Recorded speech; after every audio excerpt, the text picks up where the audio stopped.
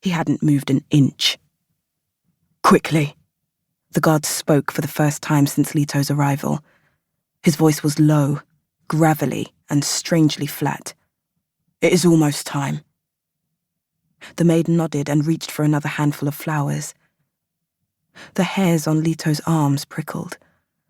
Under the smooth material of the ceremonial gown they had dressed her in, her heart quickened and fluttered like a trapped bird. Something heavy and unpleasant settled itself like a great pressure on her chest, squeezing her lungs, hitching her breath. Shuttered into this unfurnished room, it had been impossible to keep track of time.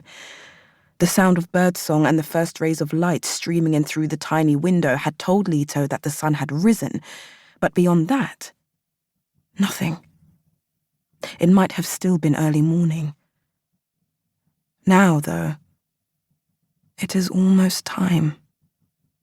She knew exactly what it was almost time for. The sacrifices took place at noon, when the equinox sun had reached its peak in the sky. It was not dying she was afraid of, for she had long steeled herself against the idea of it, but what lay beyond. In her 17 years, she had led a decidedly unremarkable life. Some of the more superstitious townfolk still whispered of her mystical powers, it was true, but Leto had vanquished no monsters, thwarted no criminals, bested no cheats. She had only been kissed twice. The afterlife waiting for her would not be an unkind one, for there was little to recommend her to damnation, but she would certainly not find herself in the company of brave heroes like Perseus, Heracles, or Odysseus. She would not see her mother again. Apollo had not even deigned to grant her a vision of her own demise. The night before the guards had arrived to claim her, she had dreamed of a girl with golden hair and eyes like the sea. Her thoughts of greatness were vain and stupid, of course. Still, Leto had always hoped, in the way little girls do, listening open-mouthed to tales of heroic deeds, that she would one day be remembered as extraordinary. She could still feel the prickle of scales round her throat, the mark that had appeared mere days ago and brought it all to a lurching halt. The truth was plain to see.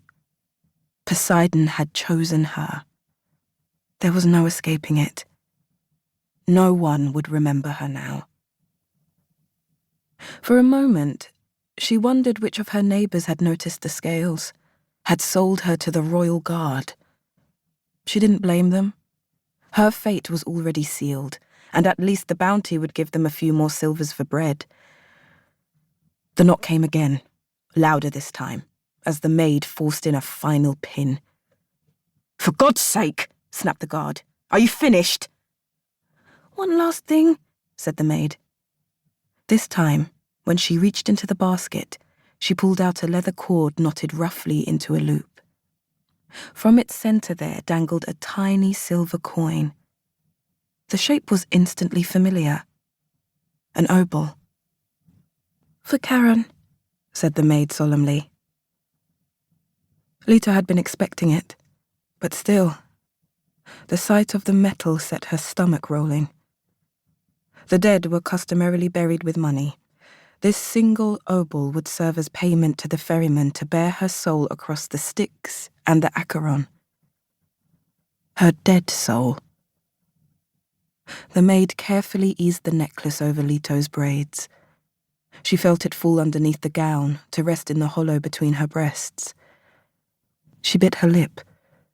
The metal was cold, startlingly so, where it lay under the folds of pale fabric. The guard scoffed as the maid straightened, fumbling with her basket of pins and battered petals. "Organise your things. I will escort you out." Perhaps he wasn't the superstitious type. He eyed the leather cord with disdain, and when he caught Leto watching him, flashed her a sly, mocking grin. Leto shuddered. As she did so, her eyes caught on a sudden reflection of sunlight. A reflection, she realized, that stemmed from the flat of a shining blade. Obscured from the guard's view by the yellow fabric of the maid's chiton was a pot of dressmaking pins and a